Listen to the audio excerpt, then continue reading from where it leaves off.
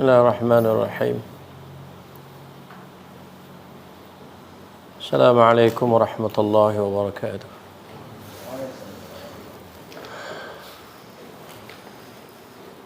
Innal hamdalillah nahmaduhu wa nasta'inuhu wa nastaghfiruh wa nastahdihi wa natubu ilayh wa na'udzu billahi min shururi anfusina wa min sayyiati a'malina. Man yahdihillahu fala mudilla lahu ومن يضلل فلا هادي له أشهد أن لا إله إلا الله وحده لا شريك له وأشهد أن محمدا عبده ورسوله اللهم صل وسلم وبارك على محمد وعلى آله وأصحابه ومن جاهد بجهاده واستنى بسنته واهتدى بهديه إلى يوم الدين يا أيها الذين آمنوا اتقوا الله حق تقاته ولا تموتن إلا وأنتم مسلمون أما بعد فإن أصدق الحديث كتاب الله وخير الهدي هدي محمد صلى الله عليه وسلم وشر الأمور محدثاتها وكل محدثة بدعة وكل بدعة ضلالة وكل ضلالة في النار اللهم يا ربي لك الحمد كما ينبغي لوجهك الكريم عظيم سلطانك اللهم زدنا علما وارزقنا فهما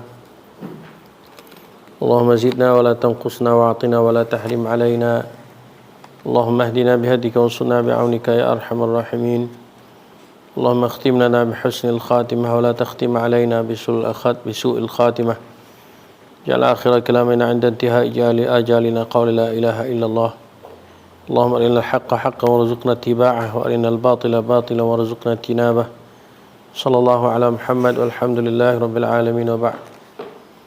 Muslimin dan muslimat, kita sambung kelas kita Talkhis Ahkam Al-Janaiz, ringkasan hukum-hukum berkaitan dengan jenazah ataupun pengurusan jenazah. Kita masih lagi pada bab Husnul Khatimah.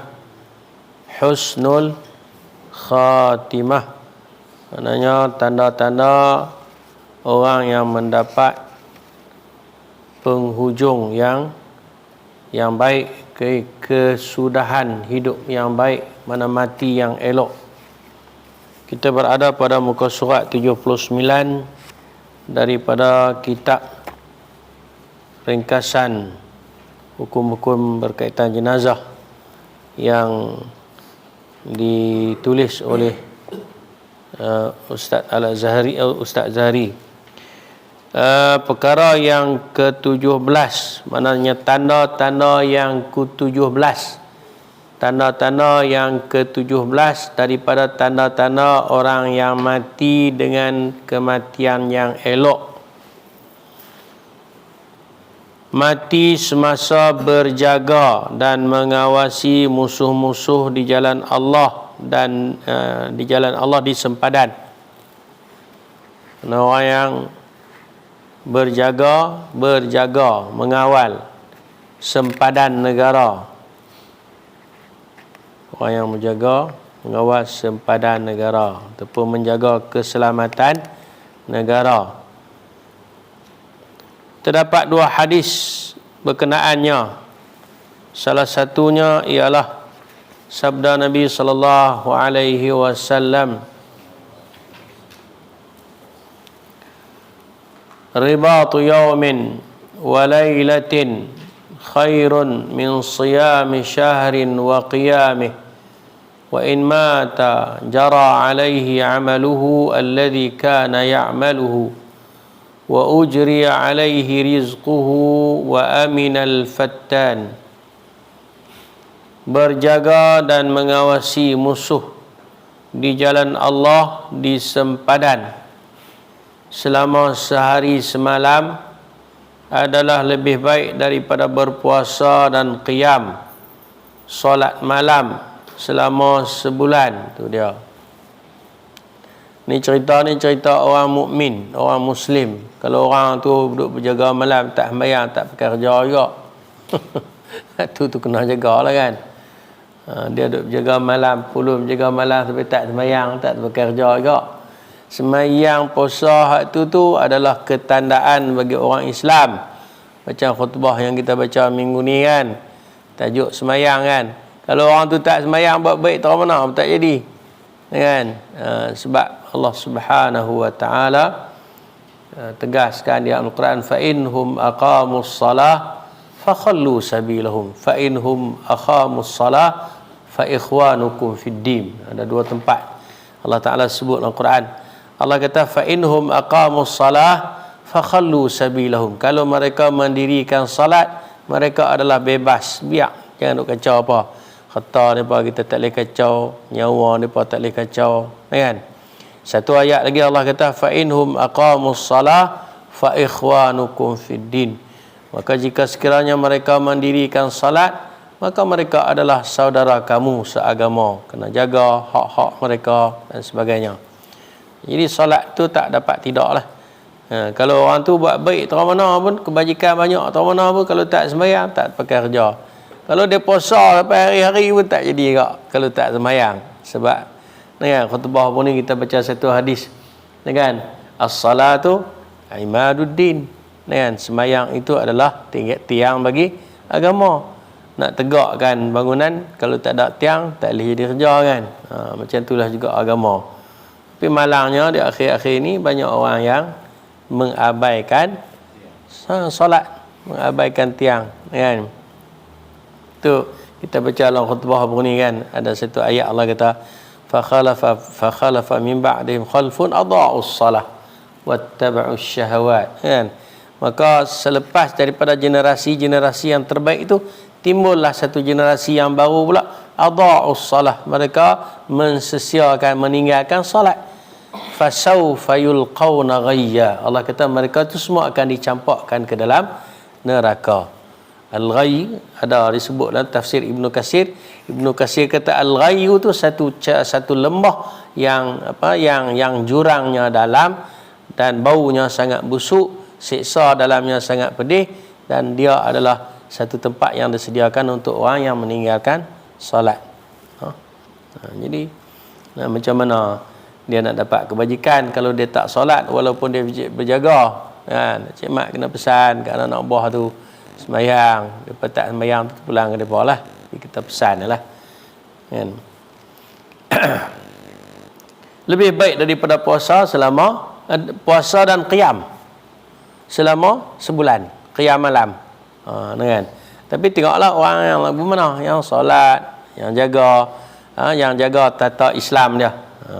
Jika dia mati, mana orang yang berjaga jaga sempadan tadi, kan, jaga keselamatan negara, jika dia mati, pahala amalannya yang dia dahulu biasa amalkan, mana yang dia dulu dia buat, pahala dia tu akan berterusan mengalir kepadanya. Maknanya dia berjaga di sempadan, dia semayang, dia buat kebajikan, kan. Tapi Allah Ta'ala takdir dia mati, dia dibunuh ketika berjaga-jaga tadi ni. Maka walaupun dia mati, kan, amalan yang ada dia biasa buat tu Allah Ta'ala teruskan. Maknanya dia terus dapat pahala. Terus dapat pahala. Dia panggil apa? Macam amal jariah lah juga. Macam amal jariah. Amal jariah gitu juga. Orang tu dia infak buat masjid ke, buat surau ke, buat apa-apa benar lah kebajikan, yang selagi mana orang duk guna, walaupun dia dah mati, pahala tu duk sampai ke dia. Jariah. Dan rezekinya juga turut berterusan dialirkan kepadanya. Rezeki dia terus dia dapat, walaupun dia, betul Allah kata wala taqulu liman yuqtal fi sabilillahi amwat. Jangan kamu beranggapan bahawa orang yang dibunuh pada jalan Allah itu mati.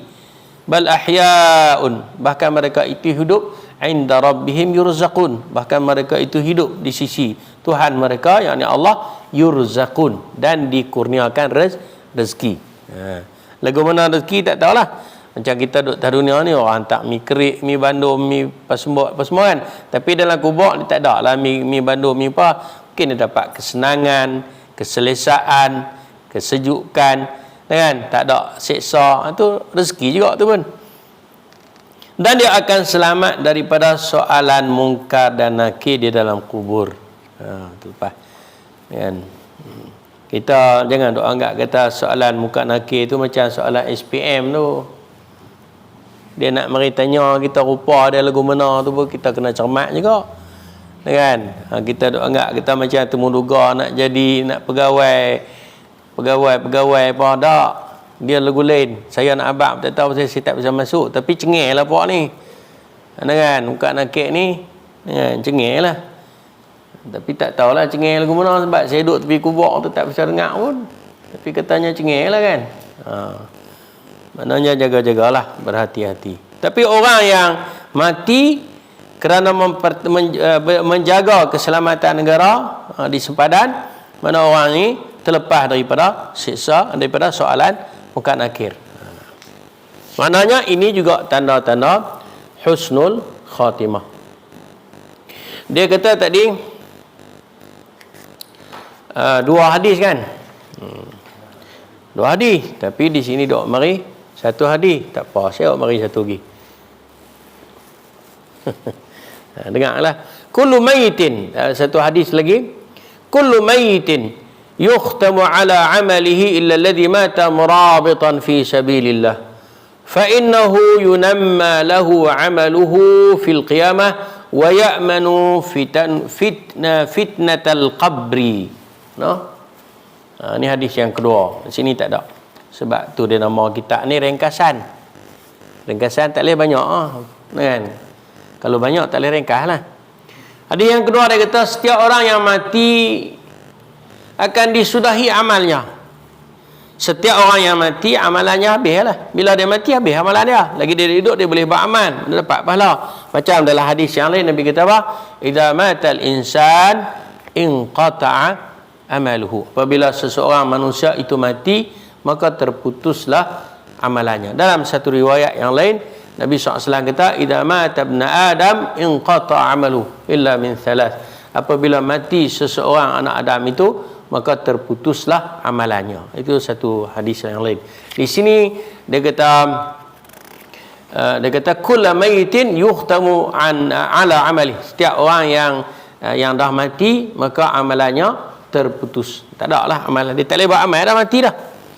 Sebab itu disebut ad-dunya darul amal wal akhiratu darul jaza. Dunia ini adalah tempat beramal, negeri beramal. Wal akhiratu darul jaza, sedangkan akhirat ini adalah negeri untuk menerima pembalasan. Tak boleh buat amal lah dalam tu. Kan? Kita semua orang yang mati habis, amalan dia habislah. Kecuali orang yang mati dalam keadaan berjaga di sempadan pada jalan Allah. Jaga di perbatasan. Menjaga keselamatan pada jalan Allah untuk mempertahankan, untuk menjaga negara daripada diceroboh oleh orang bukan Islam. Amalnya akan terus dikembangkan. Biar amal dia terus dapat pahala sampai hari kiamat kelak. Dan dia akan dilindungi daripada siksa kubur, daripada fitnah kubur. Fitnah kubur ni macam-macam lah. Soal muka nakir,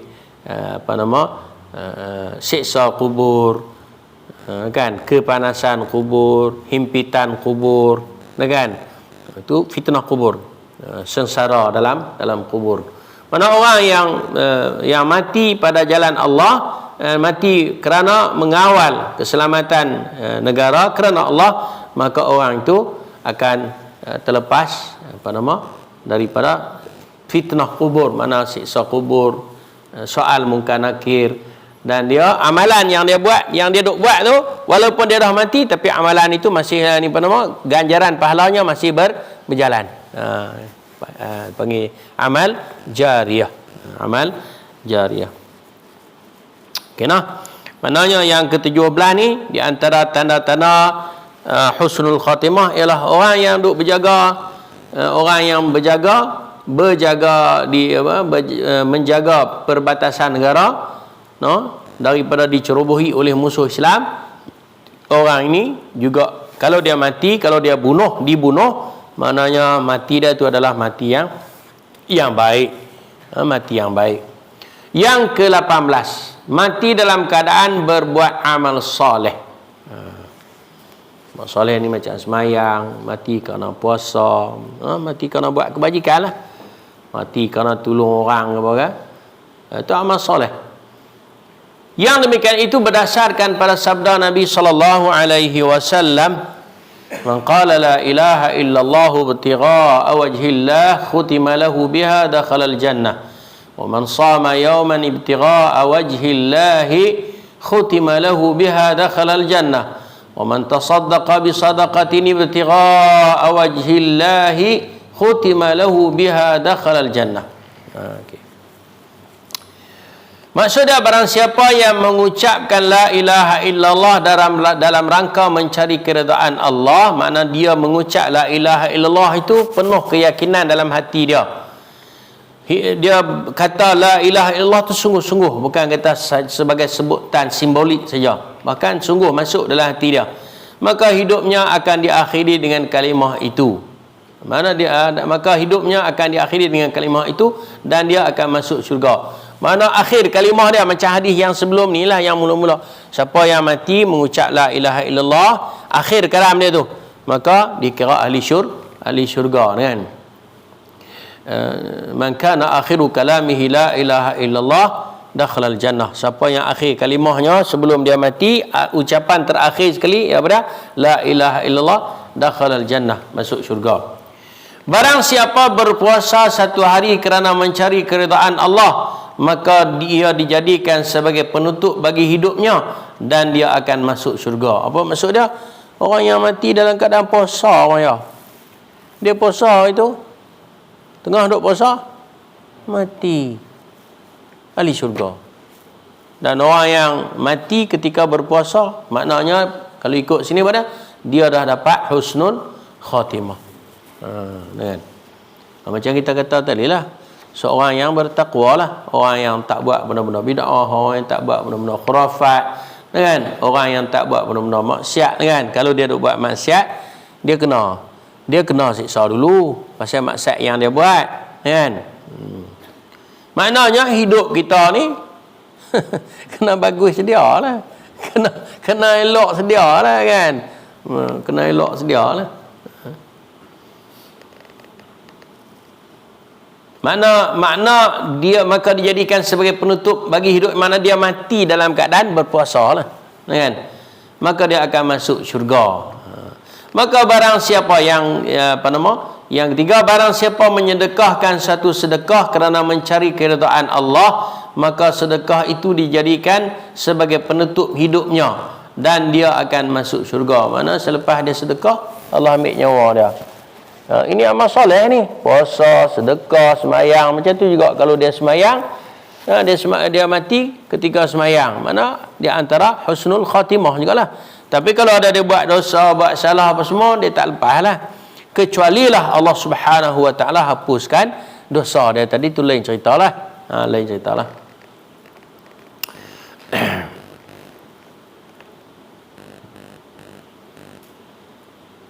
Nabi Musa apabila Nabi Isa apabila Allah Subhanahu wa ta'ala dalam surah Al-Imran ujung kali, Allah Subhanahu wa ta'ala kata anta qulta lin-nasi ittakhidhu ummi wa ittakhudhuni wa ummi ilahaini min dunillah. Hai Isa, adakah engkau telah berkata kepada manusia, jadikanlah aku dan mak aku sebagai Tuhan selain daripada Allah. Allah tanya dia, kan? Nabi Isa jawab kata, aku tak kata lagu tu. Kalau aku kata lagu tu, hang tahu, kata in qultuhu faqad alimtah. Kalau aku kata lagu tu, kamu tahu Dan aku tak pernah kata kecuali supaya menjadikan engkau sebagai Tuhan, beribadatlah kepada Allah.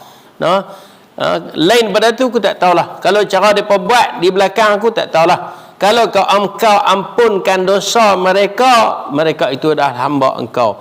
Kalau engkau menyiksa mereka di atas perbuatan jahat mereka, itu hak engkau untuk menyiksa. Maksud dia apa? Maksud dia kalau orang tu buat jahat, buat salah, buat dosa, kalau Allah nak siksa, siapa dia boleh komplain? Tak ada siapa dia boleh komplain, itu hamba dia. Kalau Allah Ta'ala, hamba tu buat salah, buat dosa banyak mana pun, dia tak hirau, dia ampun, dia tak mau siksa, dia bubuh dalam syurga, siapa boleh kata apa? Itu hak dia. Itu hak dia.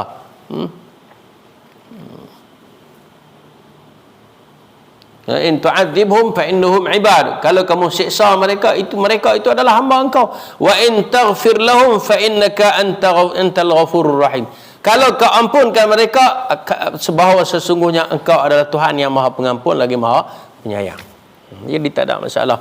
Apa makna ni? Banyak kali dah kita ulang maknanya. Kita duduk, kita ni kerja kita ialah nak cari kasihan belas daripada Allah. Kena cari rahmat Allah ya. Kenapa? Kerana dengan amalan kita yang tak tahu mana ni, belum tentu kita boleh masuk ke dalam syurga Allah. Nampak tak? Ini basic kita duduk ulang banyak kali dah. Kita kena faham lah. Sebab sebab Nabi sendiri pun kata tak ada siapa pun boleh masuk ke dalam syurga dengan amalan dia. Kan? Aisyah tanya, habis tu nak masuk syurga dengan apa? Dengan rahmat. Dengan rahmat Allah. Dengan rahmat Allah. Hadis yang 18, 19 pula noh. Okey. Jadi berapa hadis? Tadi sebut 2 hadis kan? Jadi dalam ni dia sebut 1 hadis, saya dah bagi 1 hadis, selesai. 2 hadis lah. Jadi maknanya hakikatnya bahawa dah orang yang mati dalam keadaan nombor apa tadi ni 18 kan. Okey, beramal soleh maknanya memanglah dia termasuk dari kalangan orang yang mendapat husnul khatimah. Jadi maknanya kita oleh kerana kita tak tahu bila kita nak mati. Dan kalau kita nak mati kita tu, ujung akhir kita tu dalam keadaan kita beramal soleh, kita nak buat guna apa ya? Kena beramal soleh selalu. Kena beramal soleh selalu sebab kita tak tahu bila. Kita nak pergi cari tang mana senarai kita mati pun kita tak tahu. Tarikh kita mati kan? Tak tahu. Tarikh kita pergi jumpa doktor pakar, kita tahu lah pasal dia bagi kad kat kita. Ada lah kan. Sampai tarikh dia kita pergi lah. Ni tarikh kita nak mati itu tak tahu. Bila kita tak tahu, kita nak supaya kita mati dalam keadaan beramal soleh. Maknanya ya tak ya kita kena beramal soleh selalu. Maksiat tak boleh lah. Dosa tak boleh buat lah. Sebab apa? Mana nak tahu kita tu baik sedia. Tiba satu hari tu na'udzubillah teringin nak buat maksiat, buat maksiat kena degum mati. La haula wala quwwata. Lau mai dai mai mi arai. Tak boleh kata apa, minta berlindung, no? Allahu akbar. Yang terakhir, kan? Ke-18.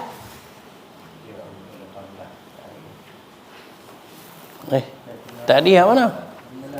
Ke-19. Ke-19. Tadi 18. Okey, ni 19. Ke-19, mati dibunuh kerana menasihati pemimpin yang zalim. Sabda Nabi SAW, pemimpin ni bukan nanti hak besar tak kira lah. Pemimpin dalam kampung ke, pemimpin dalam semayang ke, kan? Pemimpin dalam semayang tu imam, kan? Pemimpin dalam kampung, ketua kampung lah. Siapa dia kan? Dia buat salah, kita tegur dia. Lepas tu dia bunuh kita. Contoh lah kan?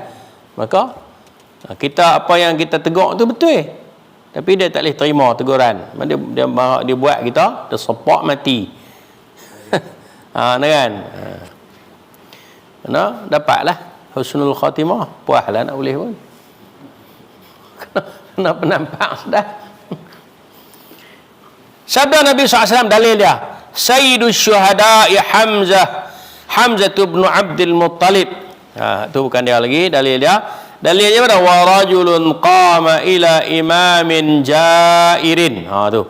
Fa amarahu wa nahahu faqatalah. Penghulu para syuhada belah sana. Penghulu para syuhada, apa makna penghulu para syuhada? Mana ketua di kalangan orang mati syahid ni hak besar sekali, ialah Hamzah bin Abdul Muttalib. Siapa Hamzah bin Abdul Muttalib ni? Pak menakan Nabi. Pak menakan Nabi. Bapa saudara Nabi sallallahu alaihi wasallam, Hamzah. Dia ketua. Dibunuh oleh siapa ni? Salihin, siapa bunuh Hamzah ni? Ahyan. Wahsy. Yang bunuh Hamzah ni ialah Wahsy. Wahsy ni bila dia bunuh Hamzah, Rasulullah sallallahu alaihi wasallam tak apa suka tengok muka dia. Bila dia hadir dalam majlis Nabi, ada sekali dia hadir dalam majlis Nabi, Nabi kata, "Kamukah yang membunuh bapa saudaraku Hamzah?" "Ya."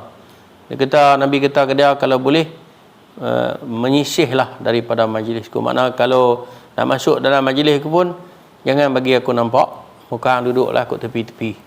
Pasal apa? Bila aku tengok hang, aku teringat pak menakan aku, maknanya kembali perasaan sedih tu kembali. Jadi Wahsy ni pun lepas pada tu dia duk fikir bagaimana cara nak orang kata apa, nak qada balik. Orang kampung kita kata qada lah, nak qada balik kesalahan itu.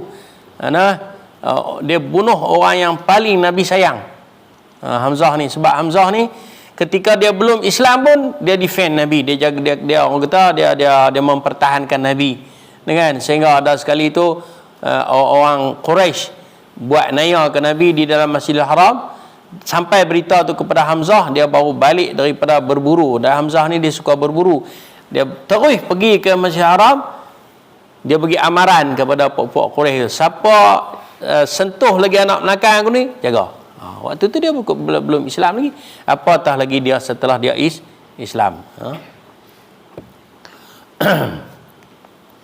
Akhir sekali Wahsy ni dia telah berjaya membunuh siapa dah?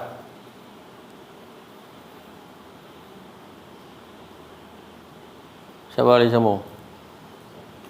Orang yang mengaku jadi Nabi,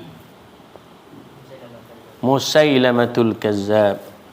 Dia bunuh Musailamatul Kazzab di zaman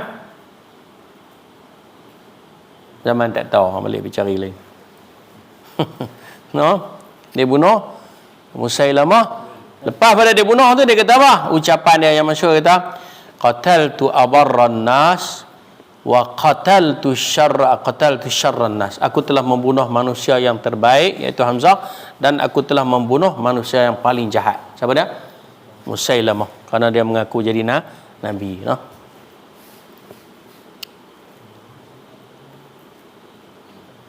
Jadi dia jadi orang yang bagus lah, Wahsy ni. Dia jadi seorang yang lepas pada masuk Islam, dia beriman, dia jadi orang baik lah. Allahu Akbar. Jadi dalam hadis sebut kata, ni sambil lalu ni, bukan topik perbicaraan kita, sambil lalu lah. Nabi sebut sini maknanya orang yang ketua, mana orang yang paling besar sekali di kalangan orang yang mati syahid ni lah Hamzah. Hamzah ni dahsyat kematian dia yang menyebabkan Nabi SAW sedih sangat, sebab lepas pada dia mati, dia bini kepada Abu Lahab, Hindun. Hindun ni dia marah sangat kepada Hamzah ni sebab bunuh pembesar pak dia, Quraisy. Jadi bila dia tahu kata Hamzah kena bunuh, dia cari mayat Hamzah dan dia belah dada dan dia ambil hati, ada riwayat kata jantung, hatilah, maknanya kakah dalam lah, dan dia gigit, dia tokok dan dalam satu riwayat sebut kata dia tak telan ya. Dia tak telan ya. Kalau dia telan, tak silap saya, wallahu alam, dia ada satu juzuk Hamzah di dalam diri dia, maknanya dia selamat daripada neraka. Tapi kena Allah semua. dia kena dia tak telan.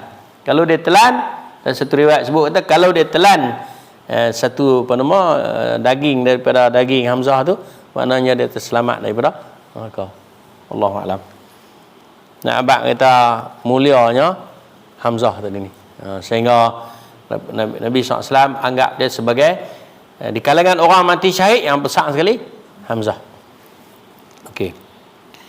Okey, yang kedua di sini sebut lelaki yang bangun menasihati pemimpin. Dia letak dekat-dekat dengan cerita Hamzah tu, maknanya hebatlah, besarlah. Sebab tu kita tak layak nak pergi tegur pemimpin. Pasal benda tu besar, tak layak kita orang. Ketak dik-dik je. Bukan takut apa sangat. Kan? Jadi geruh. Dan lelaki yang bangun menasihati pemimpin yang zalim.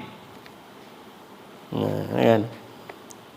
Macam mana dengan Imam Ahmad bin Hanbal sampai kena penjara, Imam Malik bin Anas sampai kena katok kan, sampai tangan tak boleh nak angkat. Depa tak lawan. Depa tak lawan pun. Dia menyuruhnya yakni dengan kebaikan dan melarangnya daripada kemungkaran, lalu pemimpin tersebut membunuhnya. Kalau ada pemimpin yang buat perkara-perkara zalim, buat perkara-perkara tak betul, kita tegur dia, kita nasihat dia, kata hak yang tuan buat ni tak betul, buatlah kebajikan, jangan buat naya orang, kan? Tiba-tiba dia marah kita, dia bunuh kita, kan? Maka itu juga tanda-tanda orang itu dapat husnul khatimah. Ataupun dalam arti kata yang lain syahidlah. Hadis ini telah diriwayatkan oleh Al-Hakim dan dihukumkan sebagai hadis sahih oleh Al-Khatib. Khatib Al-Baghdadi. Tuan-tuan, ada berapa semua? 19 tanda-tanda seseorang itu mendapat husnul khatimah. Moga-moga kita Allah kurniakan kepada kita juga husnul khatimah. Tapi ya Allah bagi padan dengan kami lah, janganlah berat sangat. Rabbana la tuhammilna ma la taqata lana bih. Ya Allah, janganlah engkau bebankan kepada kami benda yang kami tak larat nak tanggung. Kan? Tak larat nak tanggung. Takut nanti kita nak yang tu, bila Allah uji kita dengan yang tu, nak dapat derajat tu kita tak tahan. Contohnya ada orang yang pergi perang dengan Nabi SAW. Pergi perang dengan Nabi, cedera. Itu jalan-jalan kepada syahid tu kan. Ada seorang sahabat mari habaq dengan Nabi, kata orang tu aku tengok nampak dia yang duk perang, dia yang pulun. Rasulullah kata dia tu ahli neraka. Sahabat tadi cengang, kata pulun perang, lepas tu ahli neraka lagi, kan? Rasulullah tanya, macam mana kawan yang kata pulun dengan perang tadi ni? Kata cedera, dia ahli neraka. Rasulullah kata cedera perang sampai cedera neraka juga. Lepas tu Rasulullah tanya, lagu mana dah cerita? Dia duk sakit, dia ahli neraka. Rasulullah kata. Lepas tu tanya pula, macam mana? Mati dah orang tu, mati dah. Rasulullah tanya, macam mana dia mati? Dia tak sabar di atas kematian dia, lalu dia cederakan diri dia mati. Pelau medai. Bukan dia mati syahid kan, tapi mati kerana bunuh diri dia. Dia tak tahan dengan kesakitan. Kita pun jangan duk minta lah benda-benda yang tak patut dengan kita. Kita minta kepada Allah Ta'ala husnul khatimah, sudahlah. Lagu mana yang layak bagi kita lah, kan? Yang layak bagi kita. Kita duk minta husnul khatimah yang tinggi kita nak jadi macam Hamzah kan. Takut tak jadi Hamzah kan, baru duduk rumah Hamzah Hamzah dia dah rumah, kadang-kadang Hamzah dia duduk tahiyah, kadang-kadang Hamzah dia duduk tahwa, kadang-kadang dia duduk tahlil. Kan? Allahu akbar. Habis. Kita masuk pula pada bab yang seterusnya, pujian orang ramai ke atas si mati. Tuan-tuan dan puan-puan, bila masuk tajuk ni saya nak pesanlah, yang inilah sepatutnya apabila kita hadir menziarahi orang mati, inilah bahkan bukan sekat orang mati, orang sakit pun. Orang sakit pun kita kena dah bermula macam tu. Janganlah kita sebut benda-benda yang tak elok kan. Pergi tengok orang sakit, aku rasa dia ni tak lambat dah. Jangan. Tapi ada orang suka sebut begitu. Walaupun nampak macam menyawa turun saja ataupun naik saja, jangan duk sebut tak elok. Kan? Paling tidak pun kita sebut dah. Allahumma ahyihi ma kanatil hayatu khairul lahu wa amithu ma kanatil mamatu khairul. Ya Allah, hidupkanlah dia jika sekiranya kehidupan itu jadi kebajikan bagi dia. Tetapi sebaliknya, kalau tidak baik bagi dia kehidupan itu, maka matikanlah dia jika sekiranya kematian itu baik untuk dia. Macam tu juga kita doa untuk kita. Kalau kita berasa macam tak ada harapan dah kita nak hidup, jangan kita minta mati. Hadis larang. Nabi SAW larang dalam hadis. No, jangan kamu bercita-cita mati. Tetapi wa in kunta la budda, kalau kamu tak dapat, tidak rasa macam tak ada harapan nak hidup. Contohnya, doktor beritahu kata hang ni boleh hidup lagi 2 minit. Contohnya 2 minit lagi kan. Doktor dia ada lah cara-cara dia kot kan. Kita jangan duduk putih asa. Jangan duduk minta, ya Allah bagilah mati cepat sikit, tak larat dah ni.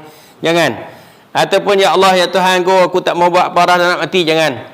Tapi kita berdoa macam mana Nabi ajak kita pada, Allahumma ahyini ma kanatil hayatu khairun li. Ya Allah, hidupkanlah aku jika sekiranya kehidupan itu jadi kebajikan bagi aku. Mungkin kalau engkau bagi aku hidup sikit lagi, aku boleh bertaubat, aku beligat qada balik segala yang aku tinggal dulu ni kan. Wa amitni ma kanatil mamatu khairul li. Dan matikanlah aku jika sekiranya mati itu lebih baik bagi aku, daripada aku duduk hidup lagi menyusahkan anak cucuku, duk belah, menyusahkan orang ramai. Lebih baik aku mati. Itu yang diajar oleh Nabi sallallahu alaihi wasallam. No? Allahu akbar. Taklah maya. Tak lambat dah, tapi tak tahulah masalah dia. Masalah kita tak tahu, tak lambat tu tak lambat lah, tapi bila kan masalah dia. Tunggulah.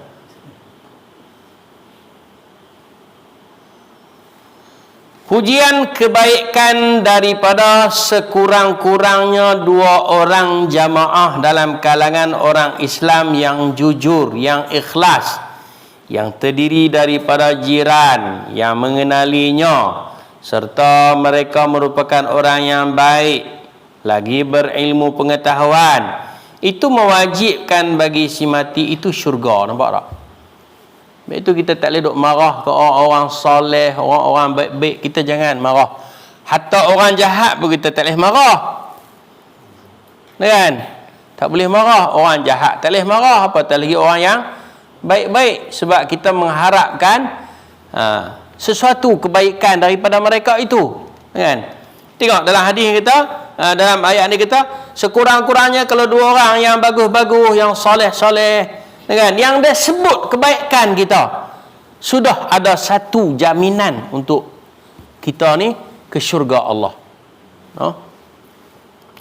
Di sana terdapat beberapa hadis yang berkaitan dengan apa yang disebut. Pertama, daripada Anas bin Malik radhiyallahu anhu. Lambat lagi jemaah.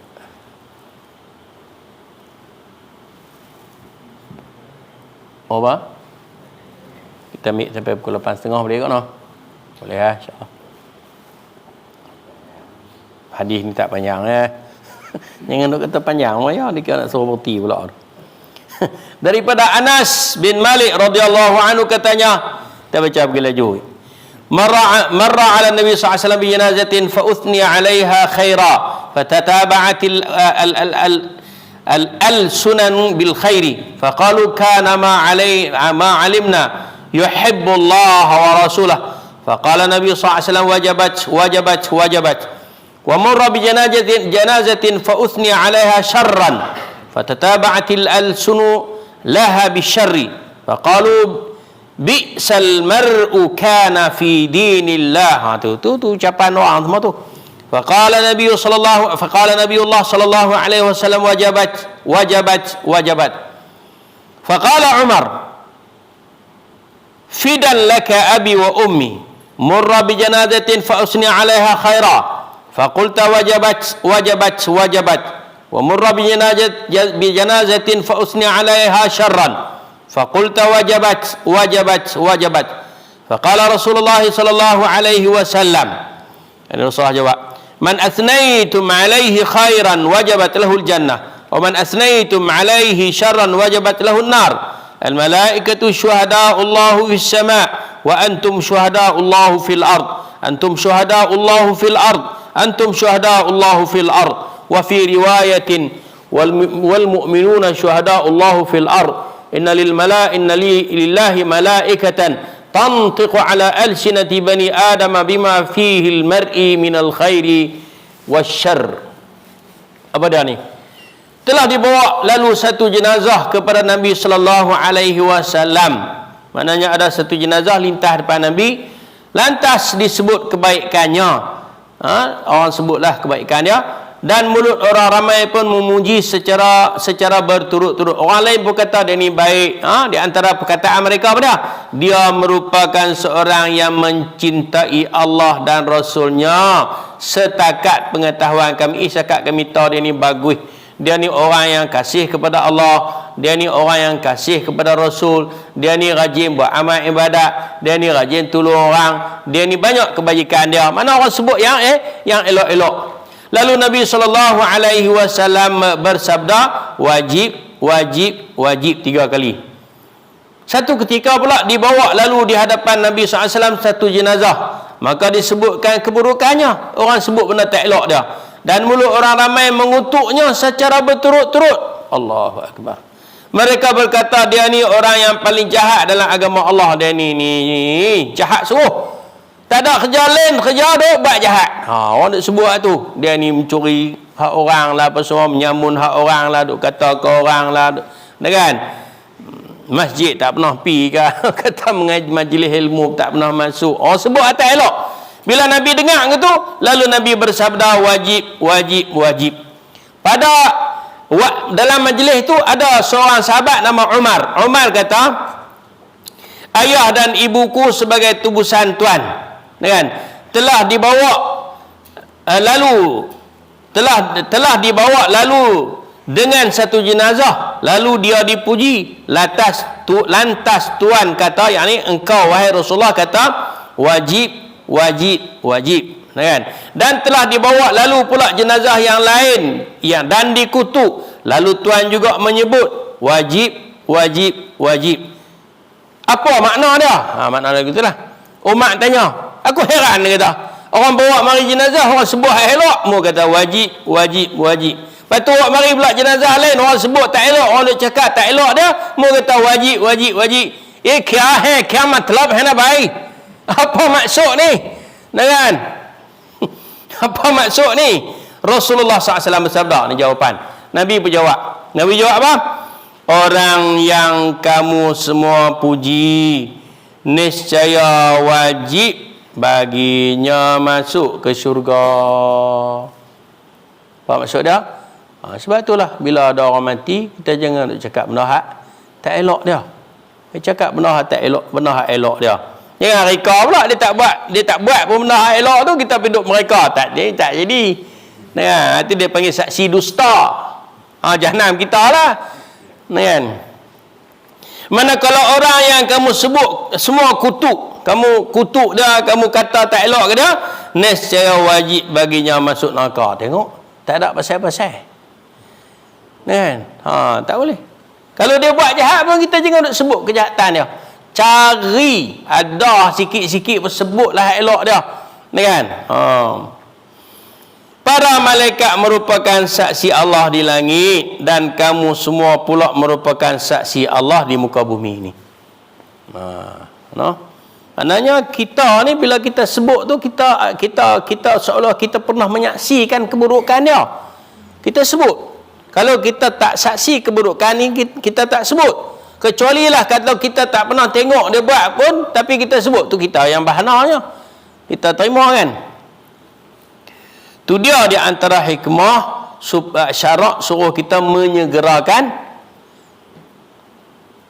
pengurusan jenazah. Dan syarak lepas-lepas dia tu tak bagi kita duk iklan kat orang kematian orang. Hak dengar tu macam-macam. Lah ni dia tak kira pak dia bubuh dalam Facebook. Kan? Telah kembali ke rahmatullah fulan, mak aku, pak aku, adik aku, abang aku, menantu aku, cucu aku, bubuh bilang tu. Kan? Hak yang mana hak tak berkenan ke dia? Hak tak berkenan dia kata, elok dia ni mati, dia kata lega. Dia ni jahat. Dia lah tu. Kan? Kita mana nak tahu apa nama mulut lidah orang. Kamu semua pula merupakan saksi Allah di atas muka bumi. Kamu semua pula merupakan saksi Allah di atas muka bumi. Dalam satu riwayat lain disebutkan dengan lafaz dan orang-orang beriman merupakan saksi Allah di atas muka bumi. Sesungguhnya Allah memiliki para malaikat yang bertutur atas lidah anak-anak Adam dengan kebaikan dan keburukan yang ada pada seseorang. Maknanya siapa-siapa yang bercakap perihal si mati baik atau buruk akan disaksi oleh para malaikat, akan dicatat, akan ditulis dan benda-benda tu akan diambil kira. Kalau kebaikan maknanya seolah-olah kita mendoakan kebaikan untuknya. Kalau kejahatan maka seolah-olah kita mendoakan kejahatan untuknya. Jadi muslimin dan muslimat, jagalah lidah kita apabila kita ziarah orang sakit dan orang mati, janganlah sebut kecuali kebaikan. Dan kalau boleh bila ziarah orang sakit, janganlah lama sangat, kan? Janganlah duduk sembang banyak sangat dengan dia sebab dia perlu kerehatan. Dan begitu juga kalau kita ziarah orang mati, begitulah juga janganlah duduk celah, duduk serabut sangat. Kan? Jangan duk sabut-sabut, janganlah duk cakap banyak di majlis orang mati. Moga-moga Allah Subhanahu wa taala memelihara si mati yang kita ziarah itu dan akhirnya Allah juga akan memelihara kita apabila kita berada di tempat si mati. Bila kita sendiri menjadi orang mati. Aqulu qawli hadza wa astaghfirullahal azim li wa lakum wa sallallahu ala Muhammad walhamdulillahi rabbil alamin. Subhanakallahumma wa bihamdika asyhadu an la ilaha illa anta astaghfiruka wa atubu ilaih. Wassalamualaikum warahmatullahi wabarakatuh.